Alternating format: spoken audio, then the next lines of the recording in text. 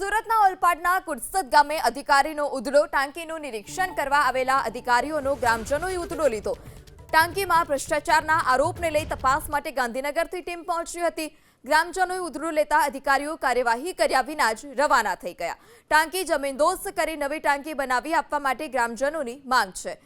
તો ટાંકી પર ચડવા માટે બનાવવામાં આવેલ સીડીનો કઠેરો તૂટવા લાગ્યો છે। વાસ્મોના સુપરવિઝન હેઠળ આ ટાંકી બનાવાઈ હતી। રેતીની જગ્યા પોણો વાપરે છે। અમને એમ ટેસ્ટિંગ રિપોર્ટ માંગવા પર સરકારી અધિકારી ટેસ્ટિંગ રિપોર્ટમાં આપવા તૈયાર નહીં હતા।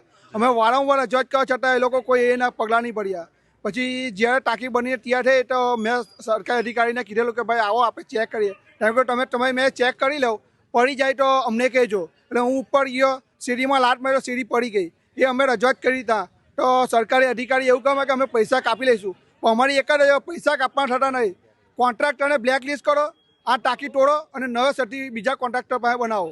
ગઈકાલે રાતે એ લોકો આવ્યા 12 વાગે, 12:30 વાગે એ લોકોએ ચેકિંગ કર્યું અને ત્યારબાદ સરપંચને એ લોકોએ જાતે જ લેટર બનાવ્યો કે ભાઈ અમે આ ચેક કર્યું ને આ જ ખામી છે ને સરપંચને વગર વંચાવે તમે આની પર સાઇન કરી દો, અમે કાલે સવારે તમને આની એક કોપી પહોંચાડશું। સરપંચને વાંચવાનો બી ટાઈમ નહીં આવ્યો। ગામમાં અત્યારે ભયનો માહોલ છે।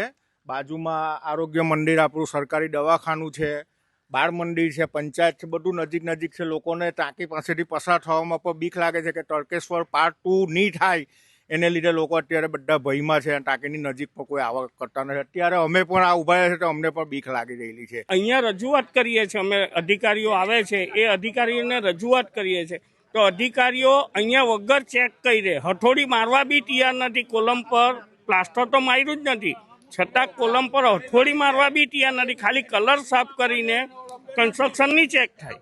એ લોકો અહીંયા ગાડી રિપોર્ટિંગ કરવાવાળા કે એનો ચેક કરવા માટે કે અહીંયા શું પ્રોબ્લેમ છે એ ને ત્યાર પછી એ લોકોને વારંવાર રજૂઆત પણ કરવામાં આવેલી કે આ ટાંકીના જે પિલ્લર છે એ ક્રોસ છે કે એ તો આવી જાય એ લોકો આવીને વાત કરતા હતા। બાકી એને વારંવાર કીધું છે કે ભાઈ એટલે મજૂરો તમે જે ધ્યાન આપો, આના પર શું થઈ રહેલું છે કે ના એ તો બરાબર જ બને છે, તમને કંઈ ખબર નહીં પડે એમ કહેતા હતા। બિલકુલ, અન્ય એક વડીલ છે, જી શું કહેશો? હા સાહેબ, સરપંચ સાહેબ એમ કહેતા કે આના ક્રોસ છે, પિલ્લર ક્રોસ છે ને રાતે રજૂઆત કરી તો સરપંચે રાતે 12 વાગે સહી શા માટે કરી આપી?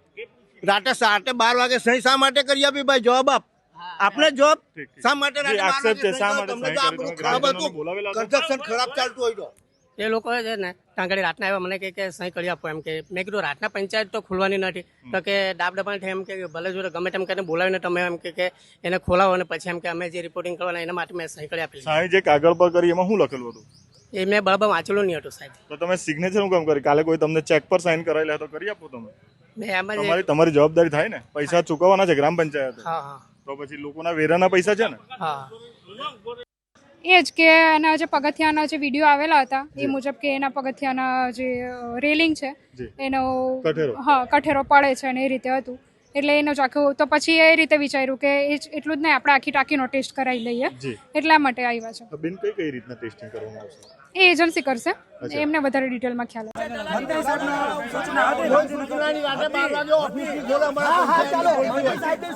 કયા મંત્રી?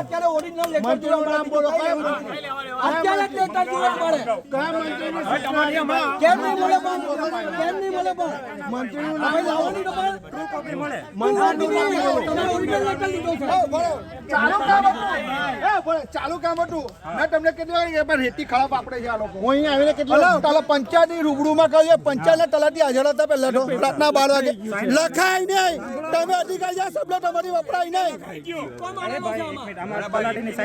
તલાટીની સાઈન નહીં, તમે લખ્યું ને પંચાયતની રૂબરૂમાં લખ્યું ને તમે